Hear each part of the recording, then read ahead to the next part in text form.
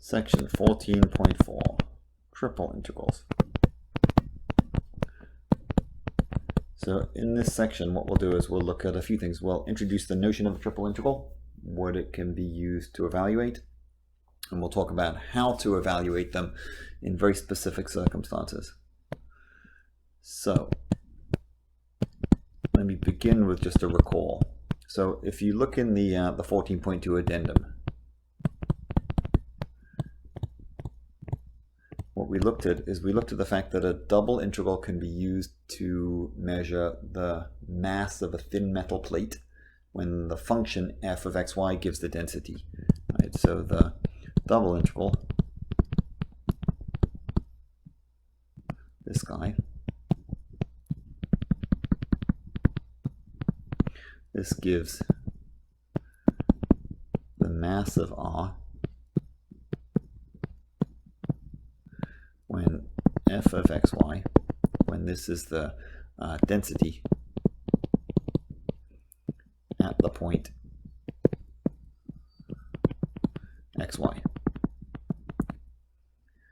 So what we might ask is like, well, what about in 3 dimensions, right? Like there's an analogy for this. If we have a solid object in 3 dimensions and that solid object has a density at each point, we could ask for the mass. So we'll say, what's the 3D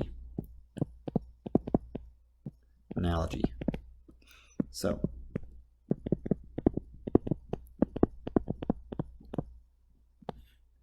triple integrals, notation.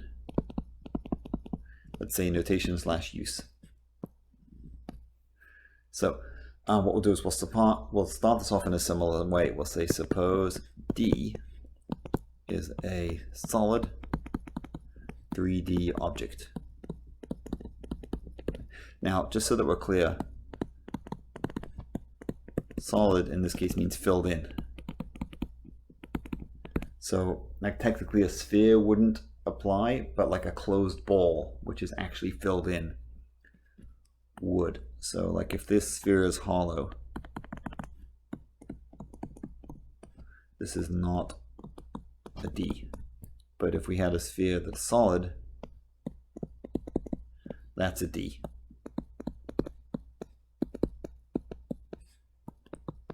So we've got the solid 3-dimensional object. So now, suppose, let's say the density at xyz, this is at a point now. Suppose this is given by a function of 3 variables. F of xyz. So then we might ask, what's the mass of D?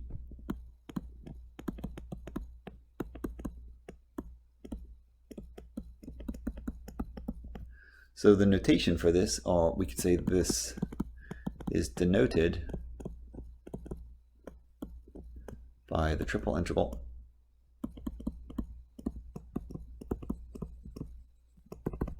the notation is the triple integral over D of f of x, y, z dv. So this dv is kind of like the dA in the 2-dimensional case, just don't forget it. A couple notes about this before we go further. So note, triple integrals can find more than mass. This is just a really good place to start.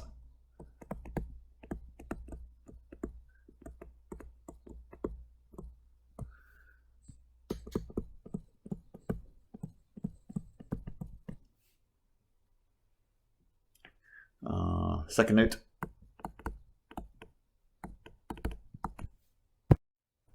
is that this is just notation. It doesn't tell us how to evaluate this. That's not really a note, but the note is really that this is just notation. So just for like a solid example in your head, so to speak, is suppose d over a cube. So something like, let me try and draw this. So I'll do my solids in green.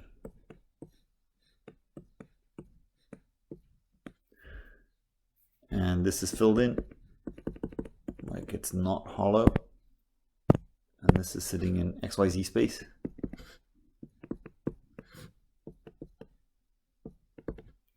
You might say, suppose the density at XYZ is, say, f of XYZ equals x plus y plus z.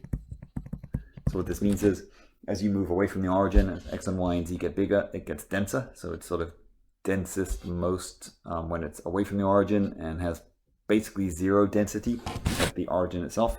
Then the total mass of the object of D is, this is denoted by this triple integral. Triple integral over D of x plus y plus z dv. Which is great, but it leaves this giant looming question. It's like, okay, great, how do we evaluate it? How to evaluate it.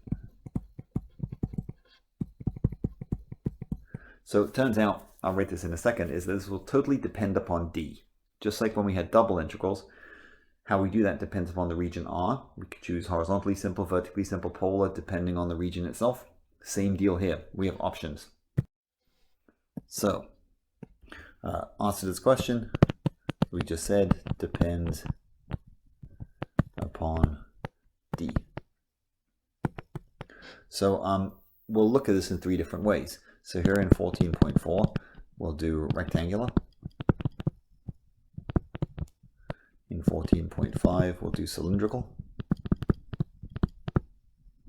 These may not make sense right now, that's okay. In 14.6, we'll look at spherical. So in 2 dimensions, we have basically 2 ways. We had rectangular and polar. In 3 dimensions, we have rectangular, cylindrical, or spherical.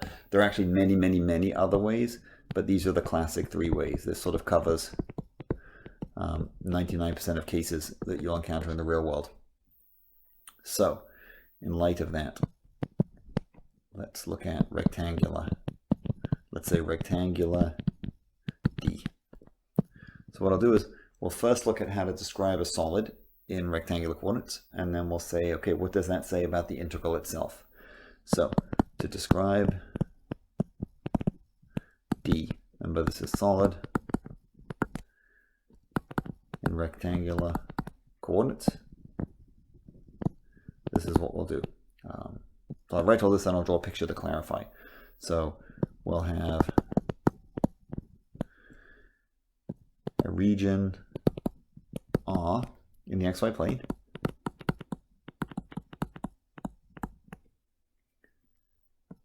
and then on R we'll have 2 functions.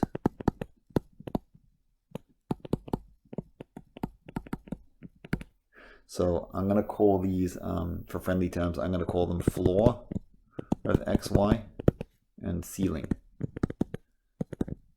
of xy. And the ceiling is above the floor, or if you like, the floor is less than or equal to the ceiling. So visually, what's going on here, this might be a bit weird, is here's a picture. So we're in X, Y, Z space. In the XY plane, we have an R, just like we did before, something like this. So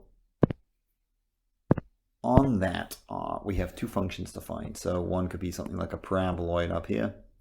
The other could be maybe a plane, doesn't really matter. And then what happens is we get a region, we get a solid D rather, which is between those 2 and above R. So in this we get some sort of shape that looks like this. So you sort of have to picture this as being solid. It's filled in, it's between those 2. So D is the solid between these. And just to clarify, because I didn't label them, I should, this guy right here, this is ceiling of xy. This down here, this is floor of xy. These are both functions that are of the form z equals.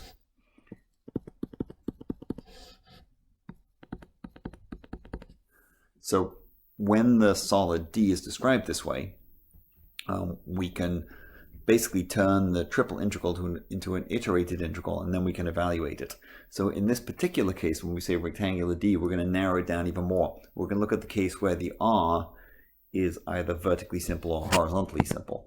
So just to clarify that, here we will also have, let's say, also require R to be vertically simple or horizontally simple.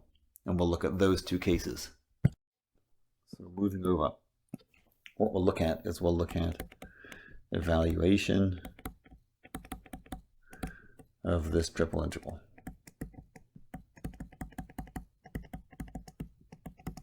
So I'm going to break this into two cases.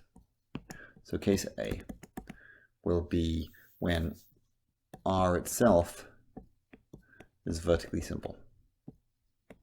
So just to clarify, here's a picture of what's going on. So I'm going to draw two pictures here. So we'll have a picture over here in X, Y, Z space. We'll have a picture over here in the XY plane.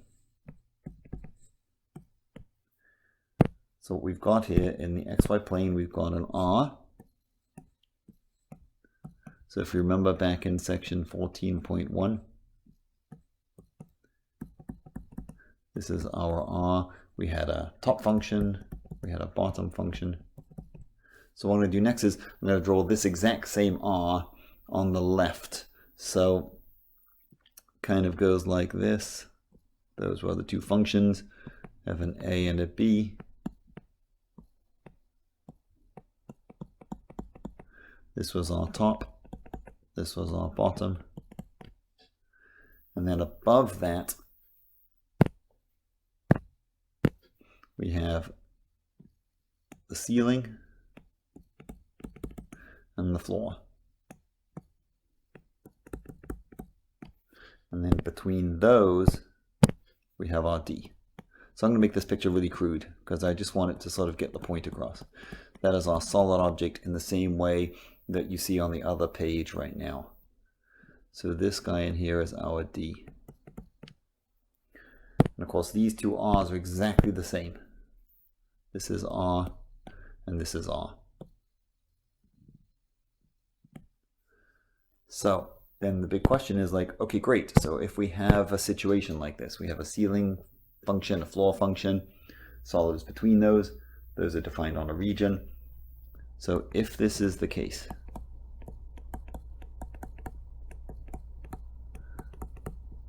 then this is what happens. In some sense, it kind of makes sense. You'll see as we write down this integral. Hopefully this will be intuitively clear. So the outside two integrals, those will be the integrals for R. So those will be the A and the B, the bottom and the top. The inner integral will be the integral for Z. So that'll be the floor and the ceiling.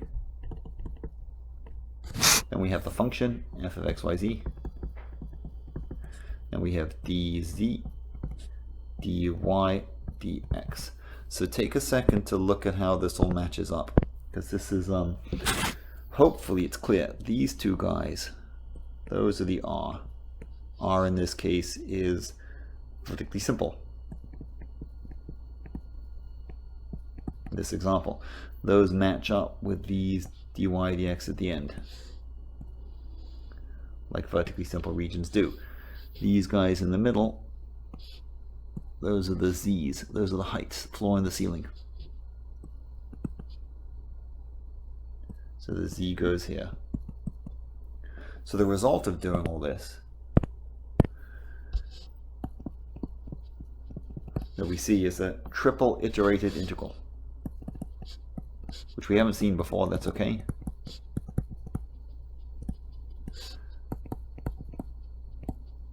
We evaluate it from the inside out.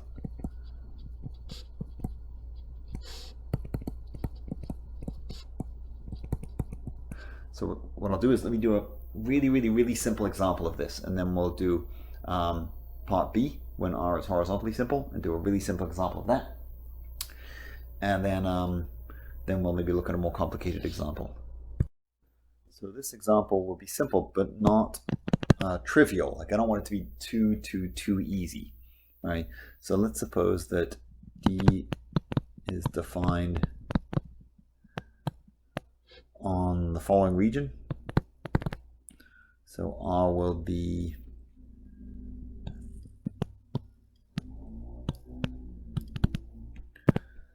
but I will break it down really simply to keep it nice. So R itself will say be a nice triangle.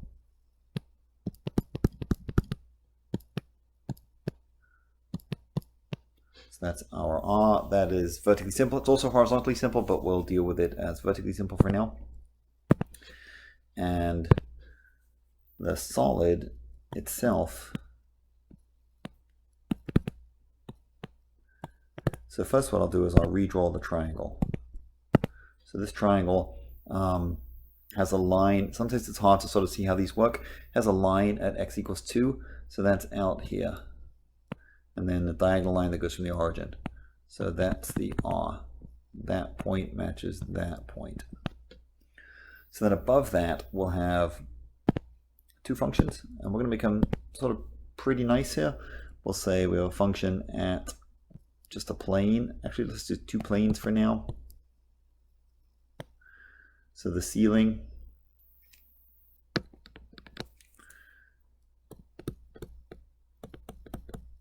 will be at z equals, say, 3, and the floor at z equals 1.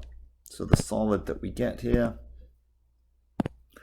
is a triangular shape.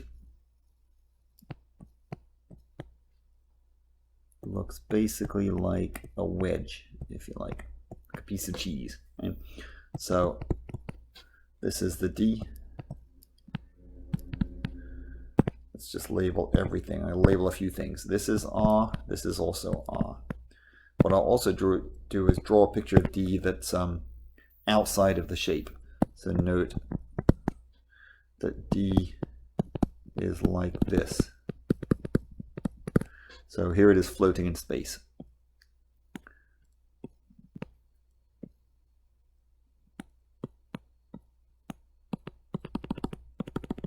Remember, it's solid.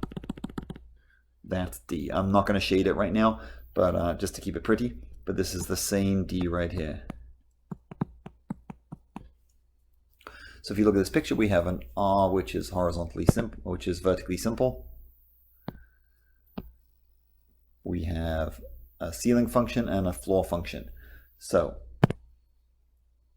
what we also need to have is a density. So we'll say suppose the density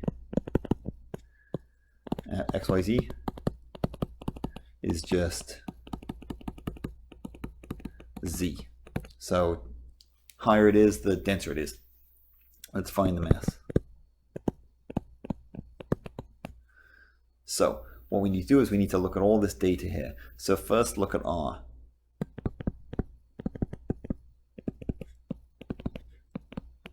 So let me redraw R. Don't need to redraw it, but can help, especially as we're beginning. So I'm thinking of R as a vertically simple region. So in that case I have a top function. That's y equals x. I have a bottom function. That's y equals 0. And I have constants a and b is 2. A is 0, b is 2. So I'm going to use this along with my ceiling and my floor. So use these along with ceiling and floor. So moving over. So this is what we get. So the total mass. This is the triple integral over d of the density, which is z dv. So this all gets set up as follows. The outer integral, or the outer two integrals, take care of r. So the a and the b, those are 0 and 2. The top and the bottom, those are 0 and x. The inner are the floor and the ceiling. So I have a 3 here and a 1 here. The density goes inside, dz, dy, dx. Again, really pay attention. These two, those are R. Those basically go with R as well. This is vertically simple. These guys in here, those are Z's, floor and ceiling.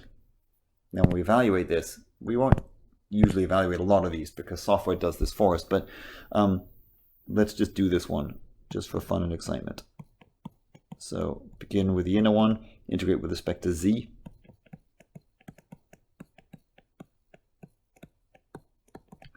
Plug in for Z. So I get 1/2 3 squared, which is 1/2 times 9. So this is 9 over 2 minus nothing. Then we integrate with respect to Y. Notice we have constants here, that's okay. So plug those in for Y because that's the variable. Plug in, I'll write the 0 for now, doesn't really matter because it's 0. Then we get 9/2 x. Integrate that with respect to x. Plug those in for x. And we get 9. So what this would mean, for example, if the axes are in, say, centimeters, and if the density is, say, grams per cubic centimeter, then the result is 9 grams total. I'm not so worried about units, but sometimes units can give us a good sense of what just happened. So take a look at this, sort of see how everything fits together, see how we get a nice answer, see how the iterated integral works out corresponding to the data that we have. So now what we're going to do is replicate this kind of thing, but using a horizontally simple region instead, seeing how it all plays out. You can probably guess at this point what's going to happen. So back over here. So now we'll look at B. We'll go R is horizontally simple. So in this case, the picture looks as follows. So we've got 3 dimensions. We've got 2-dimensional picture. The region in the xy plane is going to be horizontally simple, which means it's going to look like this with a C and a D. We have a right function. We have a left function. Then in the 3-dimensional picture, we have a similar situation. We have a C and a D. We have a left function and a right function. I'm not going to worry about labeling these just yet, if at all. Defined on that region, we then have a ceiling and a floor.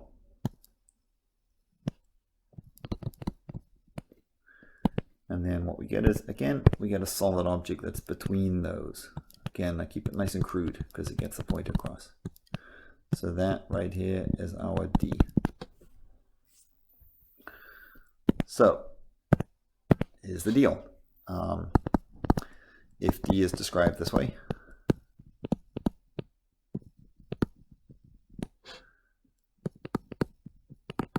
you can probably guess what's going to happen.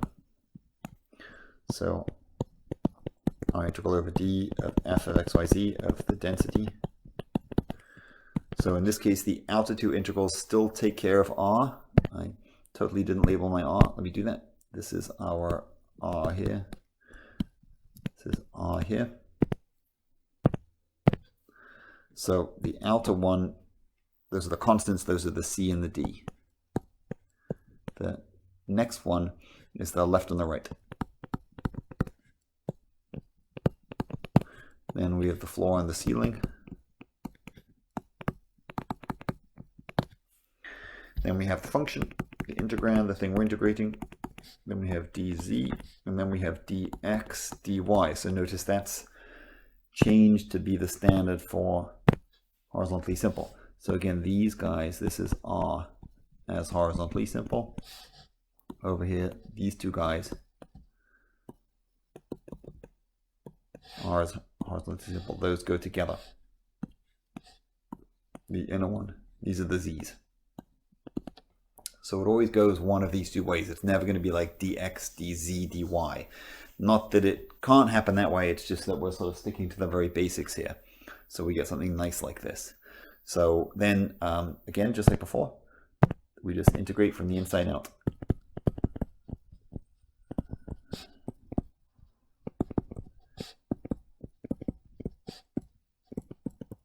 So what I'll do is I'll set up one example, which I won't go through, and then I'll do one more problem where it's not at all clear how any of this sort of starts, how any of it works, and we have to sort of figure it all out. So here's an example where we set it up, but not evaluate. So I'll make this a little trickier than the previous one, a little more detailed. I'll make the floor and the ceiling, at least one of the floor and the ceiling will not be just like a horizontal plane. So what we'll do is we'll do this. I'll describe the D, and then I'll draw the picture. Suppose here D is between, say, the plane C equals 1, that will be a plane, and let's say the parabolic sheet Z equals 2 plus x squared. And we'll say, and above R, where R is, and I'll draw a picture of R.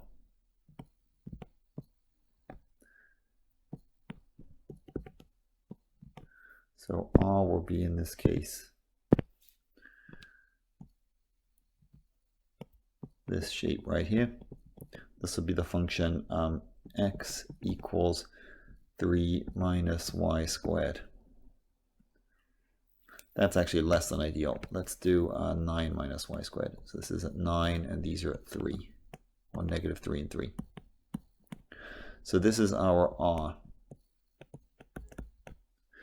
And what we'll do is we'll say if the density at xyz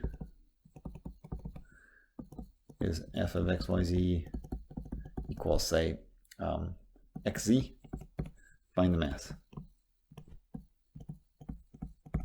So we'll draw a reasonable picture of this just so we can get a sense of what the solid looks like, because everything's a bit more confusing here. We've got this parabolic sheet, we've got a plane, we've got this parabola that makes up R. So it might be really helpful to have a picture of D. Now what we'll find is that a full picture of D won't actually be necessary as long as we can have a good understanding of what's going on. But I'll do one because it'll help. Right? So what we have is the following. Down in the XY plane,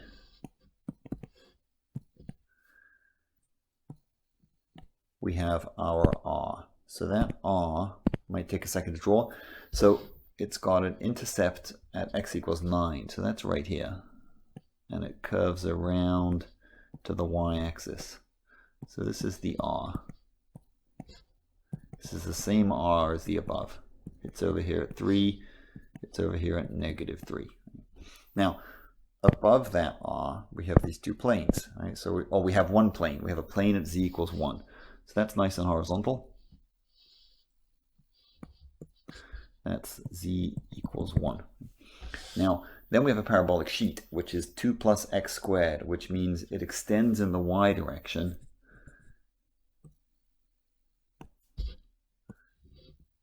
and bottoms out at z equals 2. So this is at 2 right here.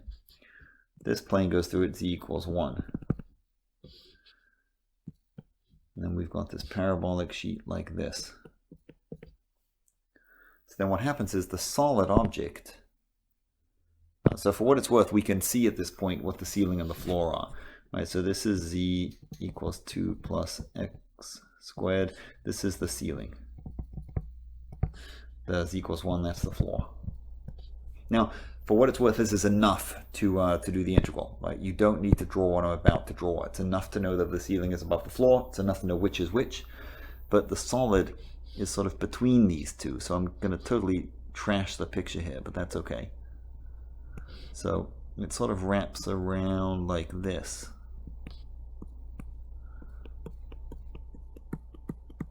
This is the D. It's between them.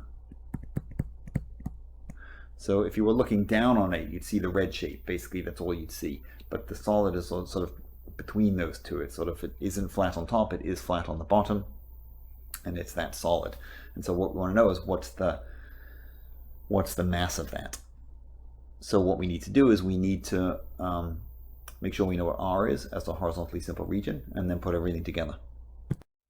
So let me redraw R so we can sort of make sure that we can identify what the left and the right functions are.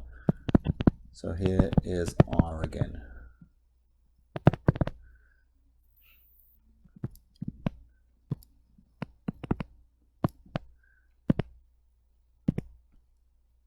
So we've got this parabola, we've got this line.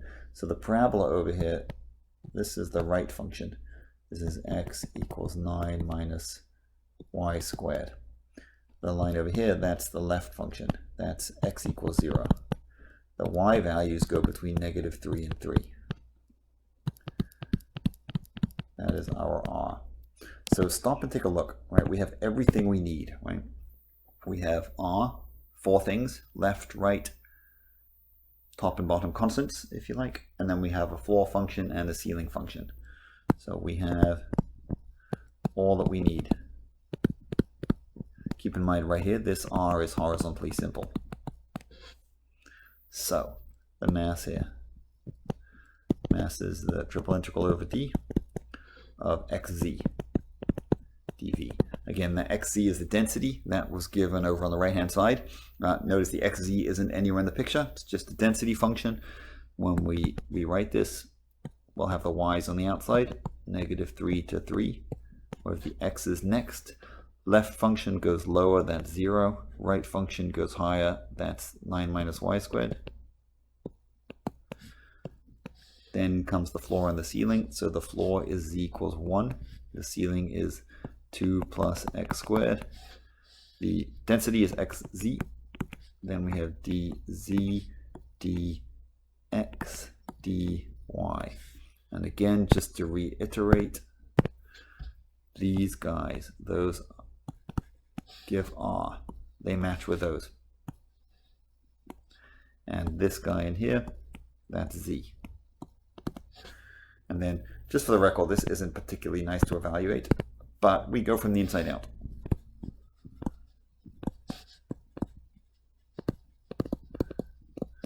And just this is a good place to pause to make a comment, is that nobody does these kinds of integrals by hand, really. Like, you do these in software, but it's getting to this point that takes human thinking, right? Like, there's no way to take this problem and feed it into a computer just from raw data and have it construct the integral, right? So it's sort of your job as the thinking human to put the iterated integral together and give that to the computer and have it figure it out exactly what's going on. So let me end by doing one example that's like a little more comprehensive. I'm not going to sort of say whether it should be horizontally simple, vertically simple. I'm going to describe the object in really simple terms, and we'll have to figure everything out. So what I'll do is I'll clear the entire screen and start from scratch with a new problem. So here we go. Let's say suppose D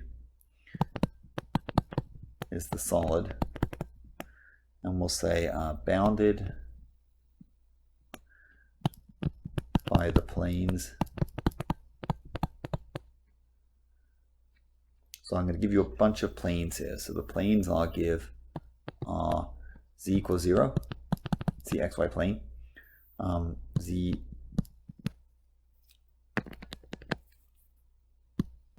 equals, say, 5, that's a horizontal plane.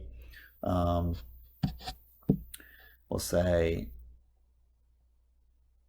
y equals x, that's a diagonal plane, but it's vertical.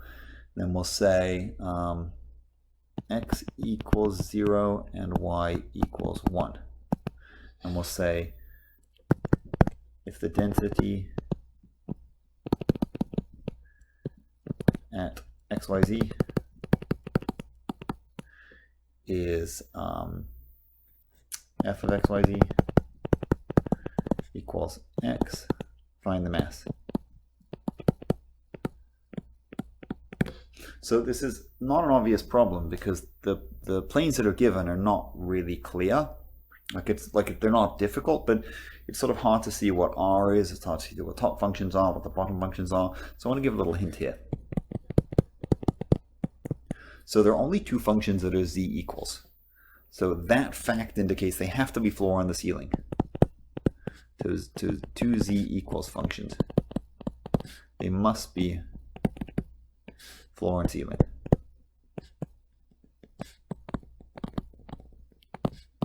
So that tells us the floor is 0, the ceiling is 5.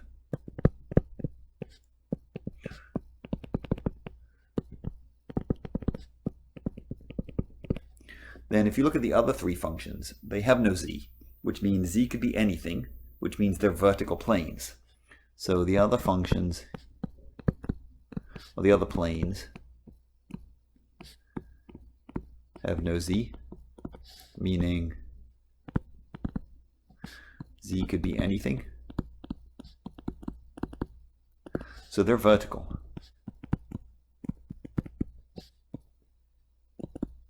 But more than that, what that means is they designate, in the xy plane, they designate R.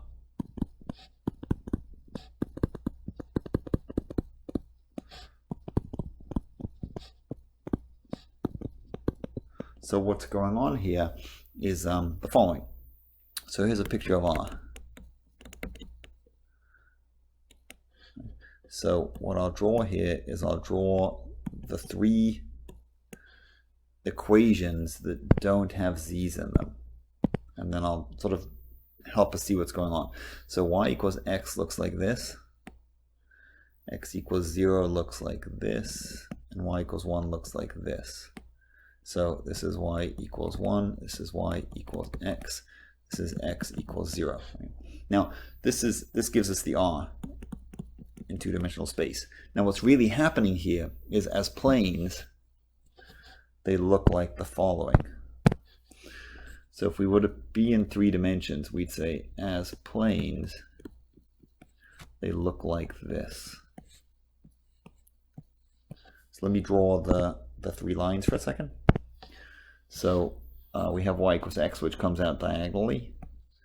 We have y equals 1, which is right here. We have x equals 0, which is right here. That's the R. Now, let me label these axes. That'll help. That's the x-axis, that's the y-axis, that's the z-axis.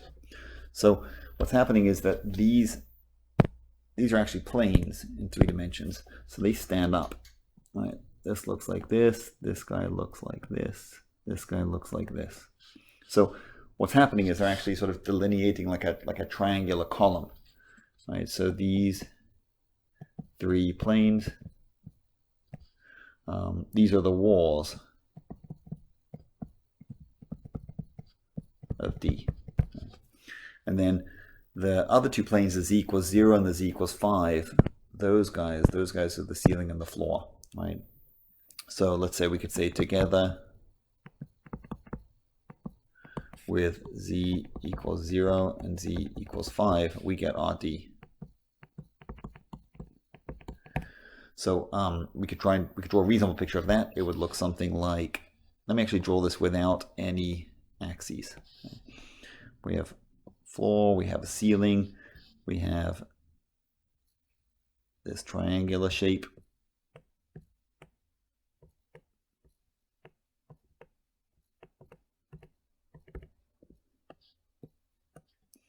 And so what's happening here is we could have made this red, that's okay, is that this guy in here is this guy right here. And we have a ceiling, we have a floor. Now the floor is z equals 0, the ceiling is z equals 5. We have the R, right? So we know R. Right, this is R right here. So if we look at R, we notice that R is, it's both horizontally and vertically simple, but let's do it as vertically simple. In this case, R, in this case, is vertically simple. with a equals 0, b equals 1, bottom is y equals x, top is y equals 1. So this one happens. The density is x, so the mass is a triple integral over d of x dv. So that x is the x that was given back in the problem. So we parameterize r, so we have 0 to 1. We parameterize, well, there's also parameterizing r, so 0 to 1 on the x, and then x to 1 on the y.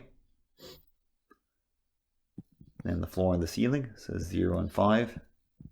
Then x for the density, and then dz, dy, dx. So again, take a second to digest these two and these two. Those are the r as vertically simple. These two in here, these are the z's. So take a second to digest all that. That's the end of 14.4. There's a little bit more that goes in 14.4, but I'm going to punt that. Actually occurs to me, no. There's a little bit more that needs to go with 14.1 and 14.2, so I'll have to redo a little bit for that. Anyway, that's the end of 14.4 in summary.